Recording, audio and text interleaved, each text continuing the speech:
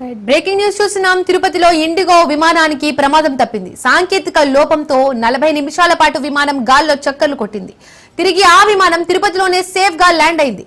దీంతో ప్రత్యామ్నాయంగా మరో విమానం ఏర్పాటు చేయకపోవడంతో ప్రయాణికులు ఆగ్రహం వ్యక్తం చేశారు. విమానాశ్రయంలోనే వారు ఆందోళన వ్యక్తం చేశారు.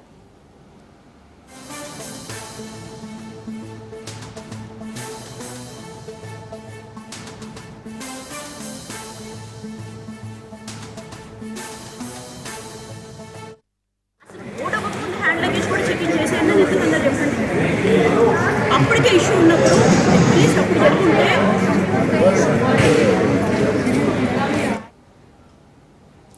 ఇదిలా ఉంటే ఇటీవల అహ్మదాబాద్ లో జరిగిన విమాన ప్రమాదం తర్వాత పైలట్లు చాలా అప్రమత్తంగా ఉంటున్నట్టు కనిపిస్తోంది. అహ్మదాబాద్ ప్రమాదంలో భారీగా ప్రాణ నష్టం జరగడంతో పైలట్లు చిన్న సమస్య వచ్చినా విమానాశ్రయంలోనే నిలిపివేసిన సందర్భాలు కనిపిస్తున్నాయి. నిన్న కూడా హైదరాబాద్ లో థాయిలాండ్ వెళ్లాల్సిన ఎయిర్ ఇండియా విమానం సాంకేతిక లోపం కారణంగా నిలిపివేశారు. టేకాఫ్ అయిన విమానాన్ని హైదరాబాద్ లోనే ల్యాండ్ చేశారు.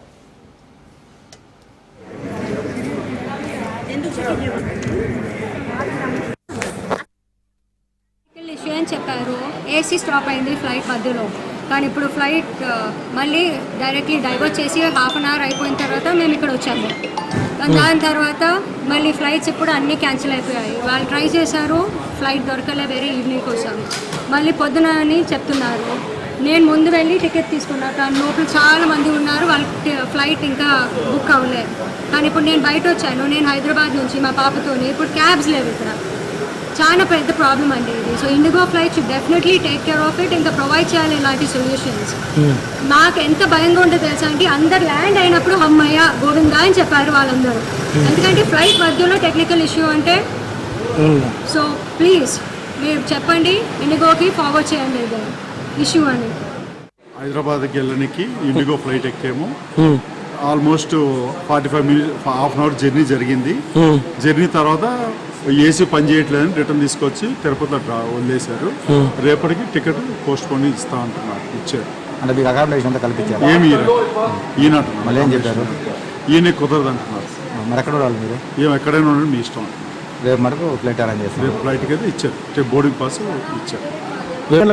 నాకు 1 o'clock ఇచ్చారు, మార్నింగ్ 8 o'clock కూడా లేవంటున్నారు. ఏమి ఇయ్యలేదు, ఇయ్యరంటారు. తిరుపతిలో ఇండిగో విమానానికి ప్రమాదం తప్పింది. సాంకేతిక లోపంతో 40 నిమిషాల పాటు విమానం గాల్లో చక్కర్లు కొట్టింది. తిరిగి ఆ విమానం తిరుపతిలోనే సేఫ్ గా ల్యాండ్ అయింది. ఇక ఈ అంశానికి సంబంధించి మరిన్ని డీటెయిల్స్ మా ప్రతినిధి కిరణ్ అందిస్తారు.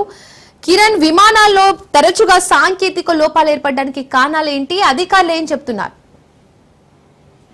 ఏదైతే రేణుగుంట అంతర్జాతీయ విమానాశ్రయం నుంచి బయలుదేరిన ఇండిగో విమానం సాంకేతిక సమస్య రావడంతో ఒకసారిగా రేణుగుంటలో అది 7 గంటల 5 నిమిషాలకు ల్యాండ్ అయింది. అయితే అక్కడి నుంచి తిరిగి హైదరాబాద్ కు 7 గంటల 55 నిమిషాలకు తిరిగి హైదరాబాద్ కు వెళ్లాల్సిన ఇండిగో విమానం అది వెంకటగిరి సమీపంలోకి వెళ్ళగానే అది సాంకేతిక లోపంతో తిరిగి అది రేణుగుంట విమానాశ్రయానికి చేరుకుని.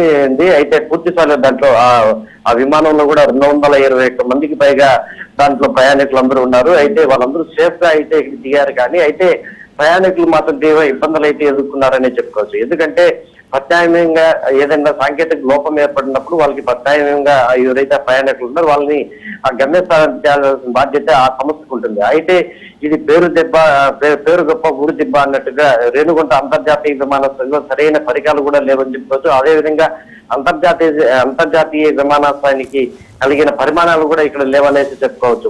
ముఖ్యంగా ఏదైతే ప్రయాణికులకు సురక్షితంగా ఒక ప్రాంతం నుంచి ఇంకో ప్రాంతానికి తరలించేదానికి బాధ్యత పూర్తి వహించాలి. అట్లా లేని పక్షంలో వాళ్ళకి ఆ సంస్థకి ఏదైతే విమాన సంస్థ ఉందో దానికి అధికంగా జరిమానాలు కూడా విధించాల్సిన అవసరం ఉంటుంది. అయితే ఇవన్నీ గాలిలో వదిలేసిన సంస్థలు పూర్తి స్థాయిలో ఇలాంటి సాంకేతిక లోపాలు ఏర్పడినప్పుడు పూర్తిగా ప్రయాణికుల్ని ఇబ్బంది పడే పరిస్థితి అయితే కనిపిస్తుంది. ఏదైతే 221 మంది ప్రయాణికులు ఉన్న ఈ ఇండిగో విమానం ఒక్కసారిగా సాంకేతిక లోపం ఏర్పడడంతో మనం చెప్పుకున్నట్టు రేణుగుంట బయలుదేరిన విమానం ఎట్టకేకలకు వెంకటగిరి సమీపంలోకి వెళ్లడంతో అక్కడే 40 నిమిషాల పాటు గాలిలో చక్కర్లు కొట్టింది. వెంటనే తిరిగి రేణుగుంటలకే తిరిగి ప్రయాణమే అక్కడికి ప్రయాణికులందరినీ అక్కడే వదిలేసిన పరిస్థితి కనిపిస్తుంది. అంటే సంస్థ ఏదైతే ఇండిగో సంస్థకి సంబంధించిన అధికారులు వాళ్ళని ప్రశ్నిస్తే వాళ్ళందరూ కూడా తిరిగి ప్రత్యామ్నాయంగా మాకు వేరే విమానం లేదు కాబట్టి మీ డబ్బులు మీకు ఆ రిఫండ్ బదులుగా మీకు అమౌంట్లు మీకు ఇచ్చేస్తామని చెప్పి వాళ్ళందరినీ కూడా బస్సులో తీసుకొచ్చి తిరుపతిలో వదిలేస్తున్న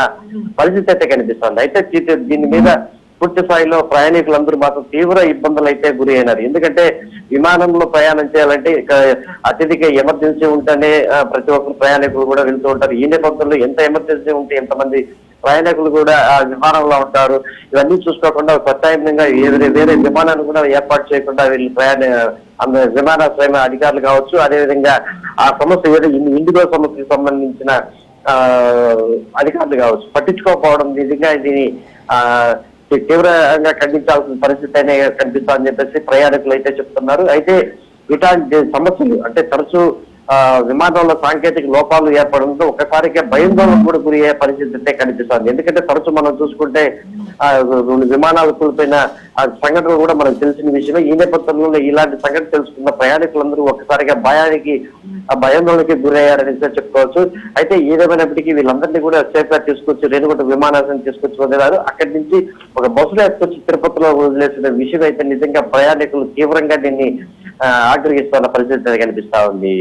దీపిక, కిరణ్, ఈ సాంకేతిక లోపం ఏర్పడడానికి కారణాలేంటి? అసలు అధికారులు ఏం చెప్తున్నారు? వాళ్ళు ముందే చెక్ చేసుకోలేదా?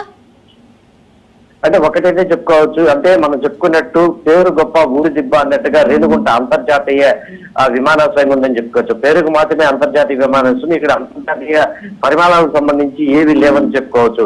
కనీసం ఏదైనా చెక్ చేస్తుంటే అంటే సాంకేతిక లోపం ఏర్పడినా కానీ, అదేవిధంగా ఏదైనా టెక్నీషియన్ సంబంధించి ఏదైనా కనీసం ఈ అంతర్జాతీయ విమానాశ్రయం రేణుగుంట అంతర్జాతీయ విమానాశ్రయంలో టెక్నీషియన్స్ కూడా ఉండని పరిస్థితి అయితే కనిపిస్తుంది. అలాంటి సాంకేతిక లోపాలు ఏదైనా ఏర్పడినప్పుడు చెన్నైలోని ఎయిర్పోర్ట్కి వెళ్ళి అక్కడ దాన్ని సరి చేసుకుని మళ్ళీ ఇక్కడికి వచ్చే పరిస్థితి అయితే కనిపిస్తా ఉంది. మనం చెప్పుకున్నట్టు ఈ రేణుగుంట అంతర్జాతీయ విమానాశ్రయం పేరు గొప్పగా మాత్రం ఊరు దిబ్బ మాత్రం అనేసి చెప్పుకోవచ్చు. పేరుకే ఇది అంతర్జాతీయ విమానాశ్రయం. ఇక్కడ అంతర్జాతీయ పరిణామాలకు సంబంధించి ఎటువంటి పరికరాలు కూడా ఇక్కడ లేవనే చెప్పుకోవచ్చు. అంటే సాంకేతిక లోపాలు తరచూ ఏర్పడుతున్నప్పుడు ఇక్కడి నుంచి నేరుగా చెన్నైకి వెళ్ళి అక్కడ ఎయిర్పోర్ట్ లో ఆ సాంకేతిక లోపాలు సరి చేసుకుని వచ్చి ఇక్కడి నుంచి పరిస్థితి తిరిగి వెళ్లే పరిస్థితి అయితే కనిపిస్తా ఉంది. Thank you Kiran.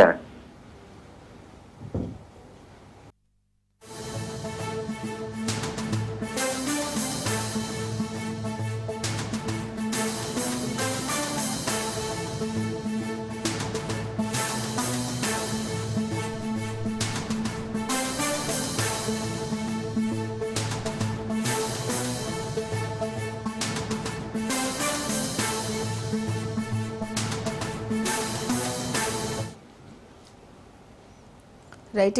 ఇవాళ గుంటూరు జిల్లా సత్తెనపల్లి పోలీసుల ఎదుటకు మాజీ మంత్రులు అంబటి రాంబాబు, విడుదల రజని విచారణకు హాజరు కానున్నారు. జగన్ పర్యటనలో నిబంధనలు ఉల్లంఘించడంతో పోలీసులు కేసు ఫైల్ చేసి నోటీసులు ఇచ్చారు. దీంతో ఇవాళ విచారణకు రానున్నారని తెలుస్తోంది. జగన్ రెంటపాళ్ల పర్యటనలో విధులకు ఆటంకం కలిగించారని కేసు నమోదైంది.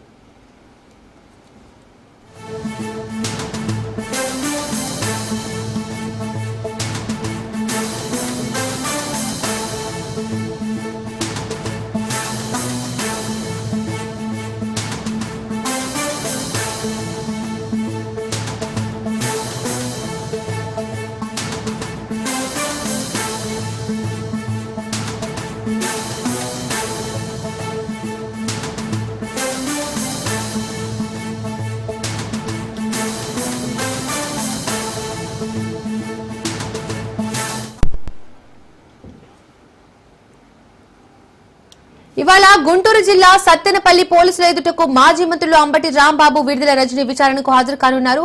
జగన్ పర్యటనలో నిబంధనలను ఉల్లంఘించడంతో పోలీసులు కేసు ఫైల్ చేసి నోటీసులు ఇచ్చారు. దీంతో ఇవాళ విచారణకు రానున్నారని తెలుస్తోంది. జగన్ రెంటపాళ్ల పర్యటనలో విధులకు ఆటంకం కలిగించారని కేసు నమోదైంది. ఇక ఈ అంశానికి సంబంధించి మరిన్ని డీటెయిల్స్ మా ప్రతినిధి రమేష్ అందిస్తారు. రమేష్, విడుదల రజని, అంబటి రాంబాబు ఇవాళ పోలీసుల ఎదుట విచారణకు రానున్నట్టు తెలుస్తోంది. ఎలాంటి ప్రశ్నలు ప్రశ్నించే అవకాశం ఉంది? దీపిక, ఏదైతే మరి జగన్ పర్యటనకు సంబంధించి రెంటపాళ్లకు సంబంధించినటువంటి ఘటన ఇటు రాష్ట్ర వ్యాప్తంగా సంచలనమైనటువంటి పరిస్థితి. ఈ నేపథ్యంలోనే వైసీపీకి సంబంధించినటువంటి ఆ సీనియర్ నేతల పైన కేసులు నమోదు చేశారు. అదేవిధంగా అంబటి రాంబాబు, మాజీ మంత్రిగా ఉన్నటువంటి అంబటి రాంబాబు, అదేవిధంగా మాజీ మంత్రి విడుదల రజని ఈ రోజు 10 గంటలకి సరిగ్గా సత్తెనపల్లి రూరల్ పోలీసుల దగ్గర హాజరయ్యేటువంటి అవకాశం ఉంది. ఈ నేపథ్యంలోనే నిన్న వారి స్వయంగా వారి నివాసానికి వెళ్లి కూడా రూరల్ పోలీసులు కూడా నోటీసులు జారీ చేశారు. ఏదైతే మరి వెంటపాలకు సంబంధించినటువంటి అంటే ముందస్తుగా పల్నాడు జిల్లా ఎస్పీ ఏదైతే పల్నాడు పర్యటనకు సంబంధించి ముందస్తుగా కేవలం 3 కార్లు మాత్రమే అనుమతి ఇచ్చినటువంటి నేపథ్యంలో అక్కడ ఉన్నటువంటి సుధీర్ భార్గవరెడ్డి అంటే వైసీపీకి సంబంధించినటువంటి ఇన్ఛార్జిగా సుధీర్ భార్గవరెడ్డి చాలా క్లియర్ కట్ గా పల్నాడు పోలీసులు ఇన్స్ట్రక్షన్స్ జారీ చేసినప్పటికీ కూడా వాటన్నిటిని కూడా ఉల్లంఘించారు. ఈ నేపథ్యంలోనే దాదాపు సీనియర్ నేతల పైన కేసులు నమోదు చేశారు. పల్నాడు జిల్లాకు సంబంధించినటువంటి 7 మాజీ ఎమ్మెల్యేల పైన కూడా కేసులు నమోదు చేశారు. అటు పేర్ని నాని మాజీ మంత్రిగా ఉన్నటువంటి పేర్ని నాని కూడా ఇటీవల అక్కడ విచారణకైతే హాజరయ్యారు. అయితే ఎందుకంటే రాష్ట్ర వ్యాప్తంగా ఇది ఒక సంచలనం, సాక్షాత్తు ముఖ్యమంత్రి హోంమంత్రి కూడా స్పందించినటువంటి పరిస్థితి. 2 వ్యక్తులు చనిపోవడం, అదే విధంగా సింగయ్య మరి జగన్ కారు కింద పడినటువంటి నేపథ్యంలో వీటన్ని ఘటనల పైన కూడా పోలీసులు చాలా సీరియస్ గా తీసుకున్నారు. ఎప్పటికే ఈ కేసుకు పర్యటనకు సంబంధించి కూడా వైసీపీకి సంబంధించినటువంటి అటు అనుచితమైన పోస్టులు పెట్టినటువంటి నేపథ్యం కూడా 3 కూడా రిమాండ్ కి పంపించినటువంటి సందర్భాలు ఉన్నాయి. ఈ నేపథ్యంలోనే పల్నాడు జిల్లా పర్యటనకు సంబంధించి ఎందుకు ఈ విధంగా చేయాల్సి వచ్చింది, ఈ ముందస్తుగా కూడా అనుమతులను ఎందుకు ఉల్లంఘించారు, దీని వెనుక కుట్ర కోణమైన దాగి ఉందా, కావాలనే చేశారా అనే ఒక ఆ కోణంలో కూడా విచారణ కొనసాగేటువంటి అవకాశం ఉంది. అయితే దీనికి సంబంధించి కూడా విచారణ కొనసాగుతుంది. చాలా మందికి దాదాపు 100 మంది పైన కేసులు నమోదు చేసినటువంటి నేపథ్యంలో విచారణ అనంతరం కూడా ఈ కేసు కొంత కొలిక్కి వచ్చేటువంటి అవకాశం కనబడుతుంది. Deepika. Right Ramesh, thank you.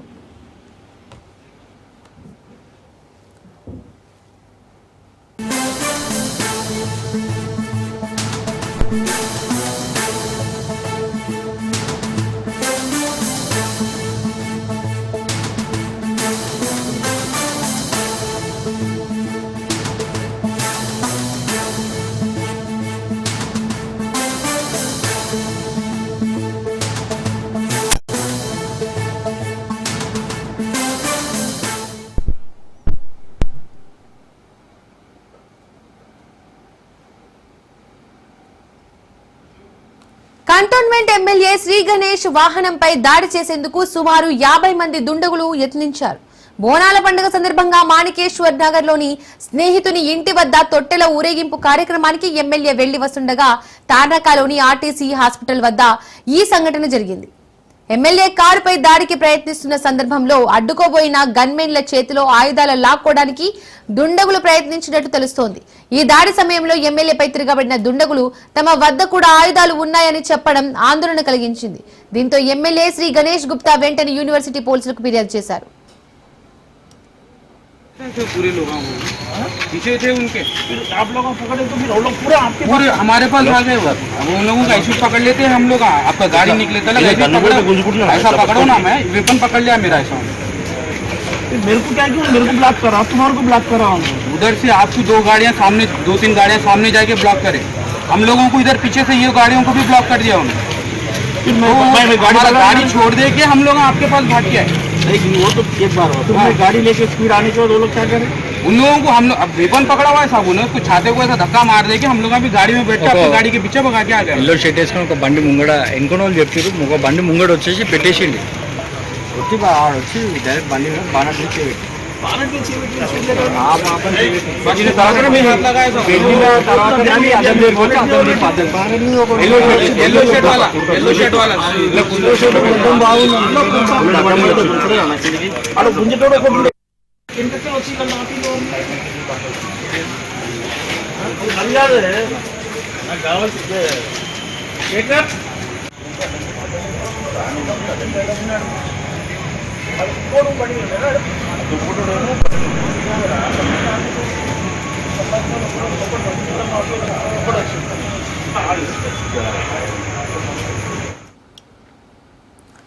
అనంతరం ఈ దాడి యత్నానికి ప్రయత్నించిన వ్యవహారంపై డీసీపీ బాలస్వామి స్పందించారు. ఎమ్మెల్యే బోనాల వేడుకల్లో పాల్గొనడానికి వెళ్తుండగా కొంతమంది యువకులు దాడి ప్రయత్నం చేసినట్లు ఫిర్యాదు అందిందని అన్నారు.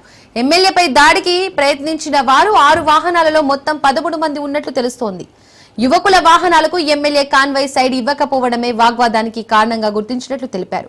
సీసీ కెమెరా దృశ్యాలను బట్టి యువకులు అడిక్మెంట్ వైపు వెళ్లినట్లు గుర్తించామని, వీలైనంత తొందరగా వారిని అరెస్ట్ చేశామని ఈస్ట్ జోన్ డీసీపీ బాలస్వామి చెప్పుకొచ్చారు. శ్రీ గణేష్ గారు ఒక ఆ ఇష్యూలో ఉస్మానియా యూనివర్సిటీ పోలీస్ స్టేషన్కి రావడం జరిగింది. అందులో ఆయన ఒక 3 వెహికల్స్ లో సికింద్రాబాద్ నుంచి మాణికేశ్వర నగర్ లో ఒక బోనాల్ ఫెస్టివల్ కి అటెండ్ కావడానికి వస్తుంటే ఆర్టీసీ హాస్పిటల్ దాటిన తర్వాత ఒక 6 బైక్ల మీద ఉన్నటువంటి వ్యక్తులు సైడ్ ఇవ్వకపోవడంతో ఈయన హారన్ కొట్టడము, తర్వాత వాళ్ళు సడన్ గా వెహికల్స్ ఆపి ఎవరు మీరు వెహికల్స్ అని వాళ్ళని కొంచెం దురుసుగా ప్రవర్తించారనేది కంప్లైంట్. దాని గురించి మన టీమ్స్ వెరిఫై చేస్తున్నాము. ఈ అక్యూజ్డ్ ఎవరైతే ఉన్నారో వీళ్ళందరూ కూడా అడిక్మెట్ వైపు వెళ్ళినట్టు తెలుస్తా ఉంది. It is under investigation and further details will be. అట్లాంటిది గన్మెన్లను కూడా అడగడం జరిగింది, అట్లాంటిది ఏం జరగలేదు. బట్ గన్మెన్లు ఉండి చూసి అయితే ఏంటి అన్నట్టు మాట్లాడారు. దాడి అట్లాంటిది ఏం జరగలేదు, ఓన్లీ న్యూసెన్స్ లాగా అడ్డగించినట్టు తెలుస్తా ఉంది. ఎవరనేది వెరిఫై చేస్తారు. అదే సేమ్ మెన్షన్ చేశాడు, బట్ తనకు కొందరి మీద అనుమానం ఉంది అన్నట్టు చెప్తా ఉన్నాడు. It is under investigation. అన్ని బండ్ల మీద ట్రిపులే, అన్ని బండ్ల మీద ట్రిపులే. ఎవడైనా ఒక బండ్ల ఇద్దరు, ఒక బండ్ల ముగ్గురు ఉంటారు, అన్ని ఉన్న బండ్లన్నీ ముగ్గురే.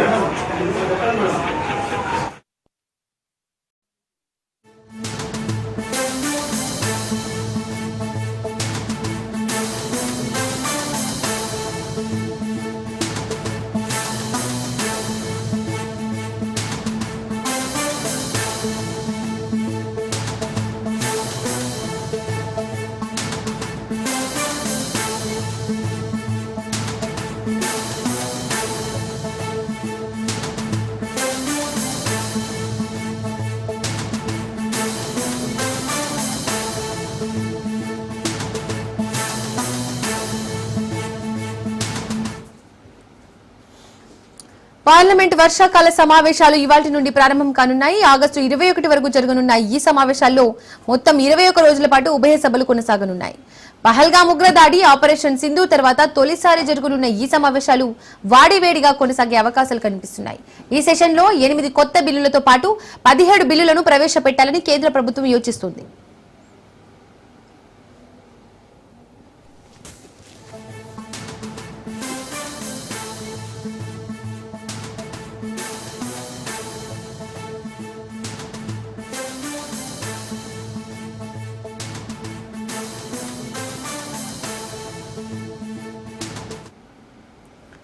National sports governance bill, geo heritage sites, geo relics bill, mines and minerals సవరణ bill, national anti doping bill, Manipur వస్తు సేవల పన్ను బిల్లు, ఇతర బిల్లులను ఉభయ సభల ముందుకు తెచ్చేందుకు సిద్ధమైంది. వీటితో పాటు ఇన్కమ్ ట్యాక్స్ 2025 బిల్లును కూడా కేంద్రం ప్రవేశపెట్టే అవకాశాలు ఉన్నాయని పార్లమెంట్ వర్గాలు చెబుతున్నాయి. అవినీతి ఆరోపణలు ఎదుర్కొంటున్న అలహాబాద్ హైకోర్టు సిట్టింగ్ న్యాయమూర్తి జస్టిస్ యశ్వంత్ వర్మను అభిశంసించే తీర్మానం కూడా ఈ సమావేశాల్లో పార్లమెంటు ముందుకు రానుంది.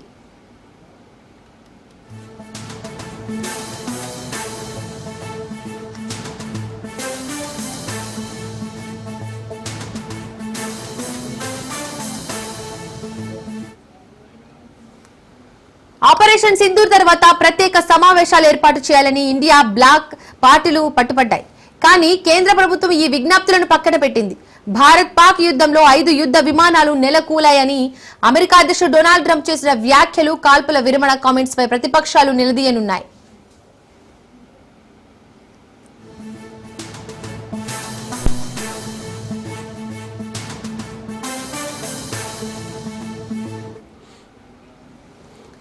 పహల్గామ్ ఉగ్రదాడి, ఆపరేషన్ సింధూర్, బీహార్లోని ఓటర్ల జాబితా ప్రత్యేక సమగ్ర సవరణ, జమ్మూ కాశ్మీర్ రాష్ట్ర హోదా పునరుద్ధరణ అంశాలపై ప్రతిపక్షాలు చర్చలకు పట్టుబట్టే అవకాశాలు స్పష్టంగా కనిపిస్తున్నాయి. వీటితో పాటు మహిళలపై దాడులు, నిరుద్యోగం, ధరల పెరుగుదల, వ్యవసాయ సంక్షోభం, అహ్మదాబాద్ లో ఎయిర్ ఇండియా విమానం కూలిపోయిన ఘటన లాంటి అంశాలపై కేంద్రాన్ని నిలదీసేందుకు ఇండియా కూటమి, ఇతర పార్టీలు సిద్ధమయ్యాయి.